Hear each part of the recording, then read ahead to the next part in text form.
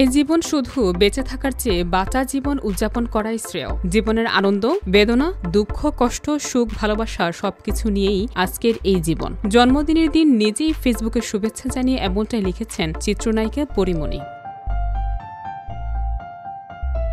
24 October পরীমনির জন্মদিন আজ। ঢালিউডের আসার পর থেকে তিনি প্রতি বছর জাঁকজমকভাবে জন্মদিন উদযাপন করতেন। তবে গত 3 বছর ধরে কোনো আনুষ্ঠানিক আয়োজন হয়নি। ঘরোয়া পরিবেশে কেটেছে দিনগুলো। এবারও কিছুটা ব্যতিক্রম ঘটেছে। জন্মদিনের 4 দিন আগে কেক কেটে উদযাপন করেছেন পরীমনি।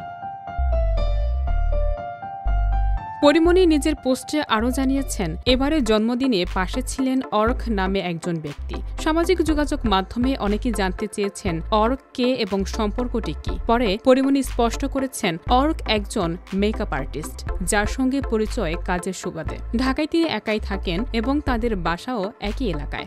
অর্কের সঙ্গে মাঝে মাঝে খাবার আদান প্রদান হয় এবং দিন দিন ওর আচরণে উচ্ছ্বাস দেখেন তিনি। পরীমনি অর্ককে ভাই সম্বোধন করে ধন্যবাদ জানিয়েছেন এবং একটি ভালোবাসার ইমোজি পোস্টে যুক্ত করেছেন।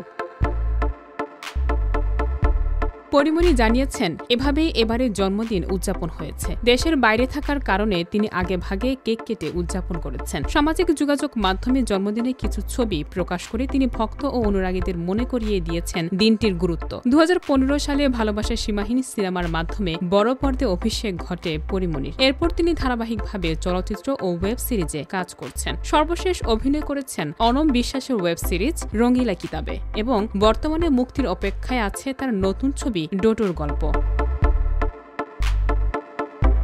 পরীমনির জন্মদিনের এই উদযাপন থেকে বোঝা যায় তিনি জীবনের প্রতিটি মুহূর্তকে উপভোগ করার উপর গুরুত্ব দেন। শুধু বেঁচে থাকা নয়, আনন্দ, ভালোবাসা এবং ঘনিষ্ঠ সম্পর্কগুলোকে তিনি জীবনের মূল উদ্দেশ্য মনে করেন। ভক্তদের সঙ্গে নিজের অনুভূতি ভাগ করে নিয়ে পরীমনি আবারও প্রমাণ করেছেন ছোট ছোট মুহূর্ত জীবনকে বিশেষ করে তুলতে পারে।